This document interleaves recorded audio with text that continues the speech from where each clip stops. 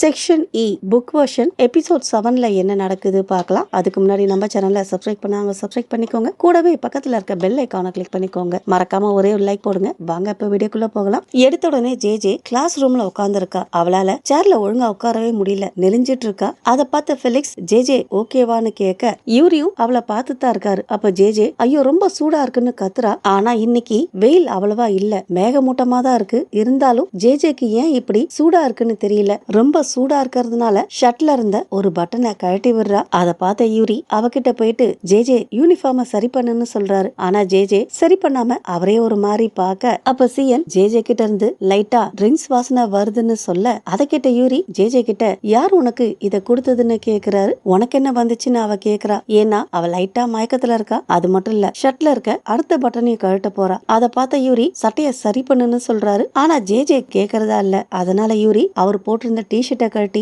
அவளுக்கு போட்டு விடுறாரு. அதையும் அவ கழட்ட பார்க்க யூரி விட மாட்டேங்கிறாரு. அதனால கோவமா அவரை முறைச்சுக்கிட்டே ரொம்ப ஹாட்டா இருக்குன்னு கத்துறா. யார் உனக்கு இத கொடுத்ததுன்னு யூரி கேட்க அவ பதில் சொல்ல மாட்டேங்கிறா. அப்போ கீஃபர் வரான். வந்தவன் ஜேவை பார்த்துட்டு இவளுக்கு என்ன ஆச்சுன்னு கேட்க யூரி விஷயத்த சொல்ல கீஃபரும் அவன் ஷர்ட்டை கழட்டி ஜேக்கு போட்டு விட அதையும் கழட்ட பாக்குறா. அதை பார்த்த கீஃபர் அவளை தூக்கிட்டு போக பதறி போன யூரி என்ன பண்ண போறன்னு கேட்க எனக்கே தெரியல, ஆனா இவ செய்யறத நிறுத்தணும்னு சொல்லிட்டு போறாரு. அடுத்ததா கீஃபர் ஜேவை மாடிக்கு தூக்கிட்டு போறாரு. கூட யூரியும் போறாரு. மாடியில இருக்க ஒரு ரூமுக்கு போனவங்க அங்கிருந்த சோஃபால ஜே உட்கார வைக்க ஜே கீஃபரை பார்த்துட்டு நீ எப்போ என்ன தொந்தரவு பண்ற, இந்த இடம் ரொம்ப சூடா இருக்குன்னு கத்துறா. அப்ப கீஃபர் யூரி கிட்ட யார் இவளுக்கு ட்ரிங்க்ஸ் கொடுத்ததுன்னு கேட்க தெரியல, லஞ்சுக்கு அப்புறம் தான் அவ எப்படி இருக்கான்னு சொல்ல, அதை கேட்ட கீஃபர் ஏதோ யோசிக்க இன்னொரு பக்கம் ஜே தூங்குற ஸ்டேஜ்ல இருக்கா. அதை பார்த்த யூரிக்கு கிளாஸுக்கு போறதை விட இப்படி இருக்கிறதா நல்லதுன்னு தோணுது. அடுத்ததா டைமா பாக்குறாரு. அடுத்த கிளாஸுக்கு போக முடியாது, ஏன்னா ஏற்கனவே டைம் ஆயிடுச்சு. அதுவும் இல்லாம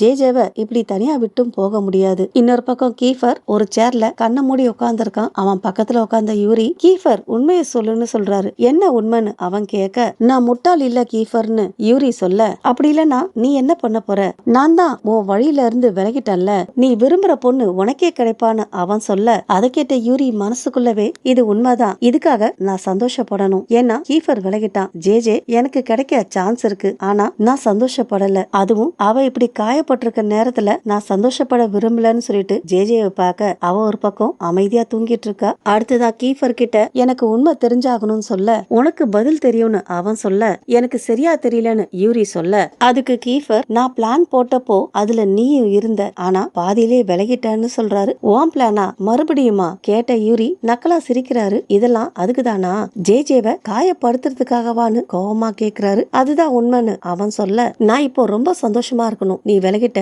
எனக்கு வாய்ப்பு இருக்கு, ஆனா அவ கஷ்டப்படுறத பாக்குறப்போ உன்னை ஏதாவது பண்ணணும் தான் தோணுது, ஏன் பண்ணலன்னு அவன் கேட்க ஏன்னா இன்னும் ஏதோ இருக்கு, என்ன அது, நீ பொய் சொல்ற, நம்மளுக்கும் ஜேக்கும் உன் கூட. யூரி பேசி முடிக்கிறதுக்குள்ள கீஃபர் அவசரமா நான் பொய் சொல்லலன்னு கத்துறாரு. ரொம்ப நாளைக்கு முன்னாடியே உன் பிளான டிராப் பண்ணிட்ட, அது நம்ம மொத்த செக்ஷனுக்கும் தெரியும், கீஃபர் ஜேக்காக இல்லனாலும் அட்லீஸ்ட் என்கிட்டயாவது உண்மையை சொல்லுன்னு கேக்குறாரு. ஆனா கீஃபர் வாய திறக்க மாட்டேங்கிறாரு. கடுப்பான யூரி கீஃபர் நீ ஜேவை லவ் பண்ற, ஆனா அவளை காயப்படுத்துற, ஏன் உண்மையான காரணம் என்னன்னு கேக்குறாரு. அதுக்கு கீஃபர் இல்ல நான் அவளை காதலிக்கலன்னு சொல்றாரு. அதை கேட்ட யூரி அவருக்கு ஒண்ணு கொடுத்துட்டு நீ பொய் சொல்றன்னு எனக்கு தெரியும்னு சொல்ல, அப்பவும் கீஃபர் இல்லன்னு தான் சொல்றாரு. உனக்கு ஜே மேல லவ் இல்லனா அவ மத்தவங்க கூட பேசுறப்போ உனக்கு ஏன் கோவம் வருதுன்னு கேட்க கீஃபரால பதில் சொல்ல முடியல. எழுந்திருச்சு ஜே ஒரு முறை பார்த்துட்டு நான் சும்மா தான் அப்படி பண்ணேன்னு சொல்லிட்டு போயிடுறாரு. அப்ப யூரி நான் அவனை அவமானப்படுத்துறதுக்காக இதை பண்ணல, எனக்கே வலிக்குது, ஜே இப்படி இருக்கிறத பாக்குறப்போ ரொம்ப கஷ்டமா இருக்கு, ஒவ்வொரு முறையும் அவ கீஃபரை பார்த்து மனசு உடைஞ்சு போறது எனக்கே புரியுது, அது என்ன ரொம்ப வருத்தப்பட வைக்குது, நமக்கு பிடிச்சவங்க கஷ்டப்படுறத பாக்குறது எவ்வளவு வலிக்கும், என் வழியில இப்போ யாரும் இல்லன்னு நினைச்சு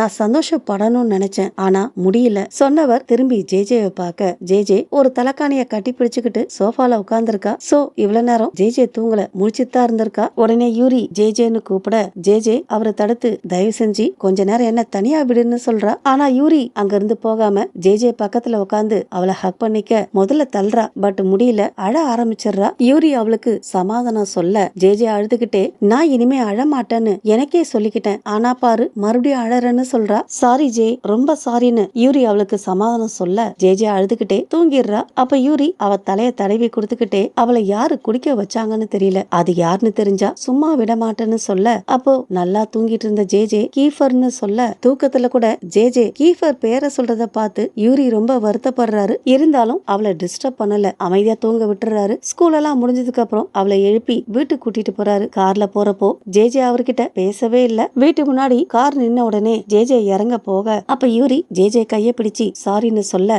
சாரி சொல்லாத யூரி, உன்னோட சாரி எதையும் மாத்தாது சொல்லிட்டு அவன் கையை எடுத்து விட்டுட்டு வீட்டுக்குள்ள போயிடுறா. கீழே நடக்கிறத மாடியில இருந்து ஏரிஸ் பாத்துட்டு இருக்காரு. யூரி ஏரிஸ பாக்குறாரு. இருந்தாலும் கண்டுக்காம அங்கிருந்து கிளம்பிடுறாரு. அப்போ யூரி வீட்டுல இருந்து போன் வருது. கீஃபர் அவருக்காக வீட்டுல காத்துட்டு இருக்கிறதா சொல்றாங்க. அதை கேட்ட யூரி உடனே வீட்டுக்கு போறாரு. வீட்டுக்கு போன யூரி நேரா அவர் ரூமுக்கு போக கீஃபர் அங்கதான் இருக்காரு. ஜன்னல் ஓரமா நின்னு வேடிக்கை பார்த்துட்டு இருக்காரு. அப்ப யூரி கீஃபர்னு கூப்பிட திரும்பி பார்த்த கீஃபர் எனக்கு ஒரு ஹெல்ப் பண்ணுன்னு சொல்றாரு. யூரி எதுவும் சொல்லாம அமைதியா நிக்க ஜேஜேவை பத்திரமா வச்சுக்கோன்னு சொல்றாரு. எனக்கு புரியல, ஏன் அப்படி சொல்றன்னு யூரி கேட்க, நீ அவளை லவ் பண்றல்ல? ஆமான்னு யூரி சொல்ல, அப்படின்னா நான் விலகிக்கிறேன், உனக்காக அவளை விட்டு கொடுக்கறேன், என்ன பேசுற, என்ன நடக்குதுன்னு யூரி கேட்க, ஜேஜேவை காப்பாத்துறதுக்கு இதுதான் ஒரே வழி, அவளை காயப்படுத்துறதுன்னு சொல்லிட்டு போயிடுறாரு. அதை கேட்ட யூரிக்கு ஒண்ணுமே புரியல. கீஃபர் நீ என்ன பண்ணன்னு கேட்க, ஆனா கீஃபர் அதுக்கு பதில் சொல்லாமலே போயிடுறாரு. ராத்திரி முழுக்க யூரிக்கு தூக்கமே வரல. கீஃபர் சொன்னதே நினைச்சிட்டு இருக்காரு. கண்டிப்பா அவன் ஏதோ மறைக்கிறான்னு புரியுது, ஆனா பிரச்சனை என்னன்னு தான் புரியல. பொழுது விடிஞ்ச உடனே தூக்க கலக்கத்தோட எழுந்திருச்ச யூரி வேக வேகமா ஸ்கூலுக்கு கிளம்புறாரு. ஏன்னா போற வழியில ஜேஜேவும் பிக்கப் பண்ணிட்டு போகணும். அதனாலதான் கிளம்பினவர் தாத்தாக்கு விஷ் பண்ணிட்டு போகலான்னு அவர் ரூமுக்கு போக தாத்தா ரூமுக்குள்ள இருந்து வேற ஒரு குரல் கேக்குது. அந்த குரலை கேட்ட யூரிக்கு இந்த குரலை எங்கேயோ கேட்ட மாதிரி இருக்குன்னு தோணுது. யாரா இருக்குன்னு யோசிச்சுக்கிட்டே ரூமுக்குள்ள போக அங்க இருந்தவரை பார்த்த உடனே தூக்கி வாரி போடுது. அவரு யூரிய பார்த்த உடனே சந்தோஷமா யூரின்னு கூப்பிடுறாரு. உடனே யூரி மண்டி போட்டு அவருக்கு மரியாதை கொடுக்கறாரு. ஏன்னா அவரு ஜாப்பனீஸ் தற்காப்பு கலையை சொல்லி கொடுக்கற மாஸ்டர். அவரை இவங்க எல்லாம் ஹெட் மாஸ்டர்னு கூப்பிடுறாங்க. அப்ப யூரி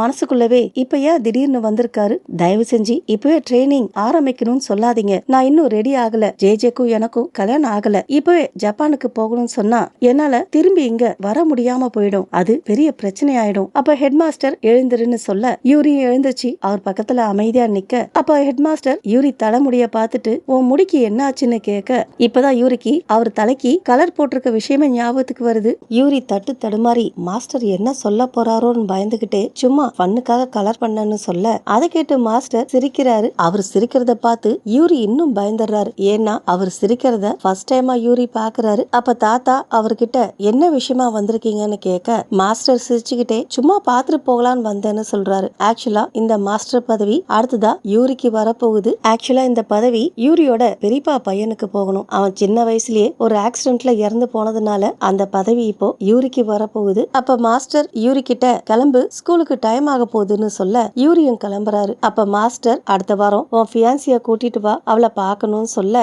யூரிக்கு தூக்கி வாரி போடுது.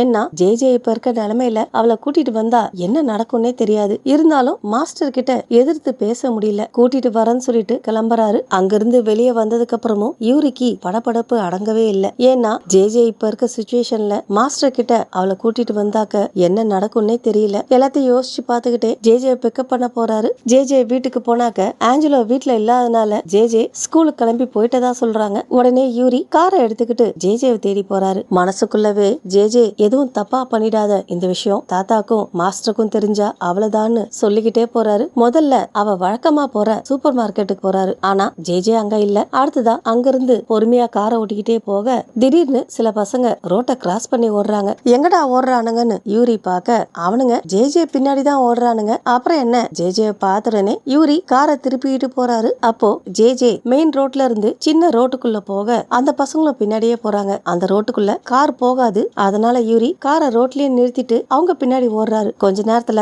அவங்கள கிராஸ் பண்ணி முன்னாடி போக அங்க ஜேஜே ரெண்டு பசங்களை வெளுத்து வாங்கிட்டு இருக்கா. அதை பார்த்த யூரி ஜேஜேன்னு கத்த ஜேஜே திரும்பி யூரிய பாக்க அதுக்குள்ள அந்த பசங்களும் அங்க வந்துடுறாங்க. உடனே யூரி ஜேஜே முன்னாடி நின்னு அந்த பசங்க கிட்ட என்ன விஷயம்னு விசாரிக்க அவங்கள ஒருத்தன் எங்களை ஓட வச்சேன்னு சொல்ல நீங்க தான் என்ன துரத்துனீங்கன்னு ஜேஜே சொல்ல உடனே யூரி ஜேஜேவை அமைதியா இருக்க சொல்லிட்டு அந்த பசங்க கிட்ட அவளை என்கிட்ட விட்டுருங்க, நான் அவளை பாத்துக்கிறேன், தேவையில்லாம பிரச்சனை பண்ணாதீங்கன்னு சொல்றாரு. அதுல ஒருத்தன் அந்த பொண்ணு சரியான லூசா இருக்கிறா, நாங்க அவ பேரை தான் கேட்டோம், ஆனா அவ எங்க மேல கை வச்சுட்டான்னு சொல்றான். அப்ப ஜேஜே நீ குரங்கு மாதிரி இருக்கன்னு சொல்ல அவனுங்களுக்கு கோவம் வந்துருது. ஏன்னு கத்துறானுங்க. யூரியும் எவ்வளவு பேசி பாக்குறாரு. ஆனா அவனுங்க விடுறதா இல்ல. அப்புறம் என்ன, சின்ன கை கலப்பாகுது. எல்லாரையும் சமாளிச்ச யூரி ஜேஜேவை பார்க்க அவ கூலா கைய கட்டி நின்னுகிட்டு யூரியே பாத்துட்டு பேசிட்டு இருக்கா. அப்ப யூரி நீ ஓகேவான்னு கேட்க, நீ என்ன ரொம்ப டிஸ்டர்ப் பண்ற, இது ஏன் பிரச்சனை, நீ ஏன் நடுல வந்தன்னு கேக்குறா. நான் உன்னை ப்ரொடெக்ட் பண்ணேன்னு யூரி சொல்ல, உன்னோட பாதுகாப்பு எனக்கு தேவையில்லைன்னு சொல்லிட்டு ஜேஜே போயிடுறா. யூரியும் பின்னாடியே போயிட்டு ஜேஜேவை கார்ல ஏற சொல்ல, அவளும் சலிச்சுக்கிட்டே கார்ல ஏறிக்கிறா. யூரி காரை ஓட்டிக்கிட்டே கொஞ்சம் பேசலாமான்னு கேட்க, நீ ஏற்கனவே பேசித்தான் இருக்கன்னு அவ சொல்ல, நம்ம ஃபேமிலி ட்ரீ ஞாபகம் இருக்கா, ஹெட் மாஸ்டர், ஹனாமாச்சி கிளான், அதுக்கு ஜேஜே ஒரு தடவை எக்ஸ்பிளைன் பண்ணிருக்க, உங்க குடும்பம் ரொம்ப காம்ப்ளிகேட்டட்னு சொல்றா. உடனே யூரி, ஹெட் மாஸ்டர் இப்போ வீட்ல இருக்காரு, உன்னை பார்க்கணும்னு சொன்னார்னு சொல்ல, அதை கேட்டு ஜேஜே முகமே மாறி போயிடுது. உடனே ஜேஜே யூரிய பார்த்து எனக்கு ஒரு உதவி பண்ணுவியான்னு கேட்க, அவரு என்னன்னு கேக்குறாரு. என் மேல அக்கறை இருக்குன்னு சொன்னல, அதை தொலைச்சிட்டேன், கண்டுபிடிச்சி தரியான்னு கேக்குறா. அதை கேட்ட யூரிக்கு என்ன பண்றதுனே தெரியல. ஜேஜே இப்படி மாறினதுக்கு நாம தான் காரணம், பழைய ஜேஜே எங்க போனான்னு மனசுக்குள்ளவே சொல்றாரு. அப்போ ஸ்கூல் வர ஜேஜே கார்ல இருந்து இறங்கி ஸ்கூலுக்குள்ள போயிடுறா. அதை பார்த்த யூரி மனசுக்குள்ளவே இது இப்படியே கண்டினியூ ஆனா என்ன பண்றது, இத பத்தி தாத்தா கிட்ட பேசலாமா, கல்யாணத்தை நிறுத்திடலாமான்னு யோசிக்கிறாரு. இன்னொரு பக்கம் ஜேஜே இந்த யூரி ரொம்ப டிஸ்டர்ப் பண்றான், இன்னைக்கு நாளையே ஸ்பாயில் பண்ணிட்டான், அவன் கிட்ட இருந்து இன்னைக்கு தப்பிச்சிட்டேன்னு நினைச்சேன், ஆனா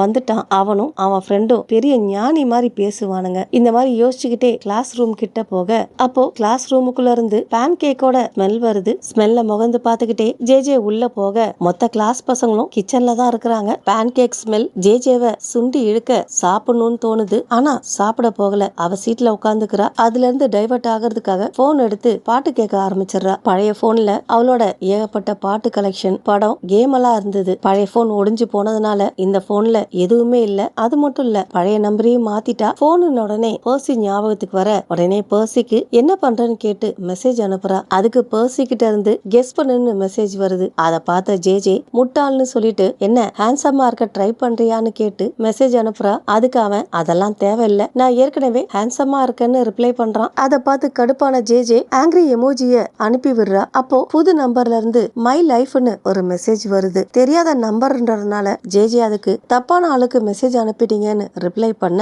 அதுக்கு பதிலா அந்த நம்பர்ல இருந்து ஜேஜேவோட முழு பேரும் ரிப்ளையா வருது. அதை பார்த்த ஜேஜேக்கு தூக்கி வாரி போடுது. பசங்க தான் யாரோ வேணும்னே இந்த மாதிரி பண்றாங்கன்னு நினைச்சு கிளாஸ சுத்தி பாக்குறா. பட் இங்க இருக்க யாரும் பண்ற மாதிரி தெரியல. அதுவும் இல்லாம இவளோட புது நம்பர் அவங்க யாருக்கும் தெரியாது. உடனே ஜேஜே அந்த நம்பருக்கு யார் நீங்கன்னு கேட்டு மெசேஜ் அனுப்ப, எனக்கு எல்லாமே நீதான்னு ரிப்ளை வருது. ஜேஜே அதை பார்த்துட்டே இருக்கும்போது சிஎன் பேன் கேக் எடுத்துட்டு வந்து ஜேஜே கொடுக்கறான். அதை பார்த்த ஜேஜே எனக்கு வேண்டாம், நீயே சாப்பிடுன்னு சொல்ல, சிஎன் விட மாட்டேங்கிறான். ப்ளீஸ், எனக்கு இதை செய்ய கத்து கொடுத்ததே நீ தானே, ஒரே ஒரு வாயாவது சாப்பிடுன்னு சொல்றான். அப்பவும் ஜேஜே வேண்டான்னு சொல்ல, சிஎன் ஒரு பீஸ் எடுத்து ஜேஜேக்கு ஊட்டி விட வரான். கடுப்பான ஜேஜே வேண்டான்னு சொன்னலன்னு கத்திக்கிட்டே சிஎனை பிடிச்சு தள்ள, டேபிள் மேல இருந்த பேன் கேக்கும் கீழே விழுந்துடுது. அதை பார்த்த ஜேஜேக்கு ரொம்ப வருத்தமா இருக்கு. இது சிஎனுக்கும் புரியுது. சிஎன் ஜேஜே தள்ளி விட்டதை பெருசா எடுத்துக்காம இரு வேற கொண்டு வரேன்னு சொல்லிட்டு போயிடுறான். அதுக்கு ஜேஜே வேண்டாம், பழைய மாதிரி என்னால மாற முடியாது, அதனால விட்டுடுன்னு சொல்ல, அதை பார்த்த டேவிட் ஜேஜேன்னு சொல்ல, இன்னொரு பக்கம் சிஎனுக்கு அழுகியே வந்துருது. என் மேல திருட்டு பழி போட்டப்போ நீ விட்டியா, கேலிக்ஸ், மிக்கா, டென்சல், கிரேஸ் யாரையாவது விட்டுட்டியா, எங்களை ஒருத்தரையும் விடல. நீ எங்களை விட்டு கொடுக்காதப்போ நான் மட்டும் எப்படி உன்னை விட்டு கொடுத்துருவேன், இங்கேயே இரு, இன்னொரு பேன் கேக் எடுத்துட்டு வரேன்னு சொல்லிட்டு போறான். அவன் பண்ணதை பார்த்து மத்தவங்க எல்லாம் அவனுக்கு கை தட்டுறாங்க. அவன் சொல்லிட்டு போனதை பார்த்து ஜேஜேக்கு ஒரு மாதிரி ஆயிடுது. இதோட தான் இந்த எபிசோட் முடியுது. ஓகே ஃப்ரெண்ட்ஸ், இந்த வீடியோ உங்களுக்கு பிடிச்சிருந்தா நம்ம சேனலை லைக் பண்ணுங்க, ஷேர் பண்ணுங்க. தேங்க்ஸ் ஃபார் வாட்சிங்.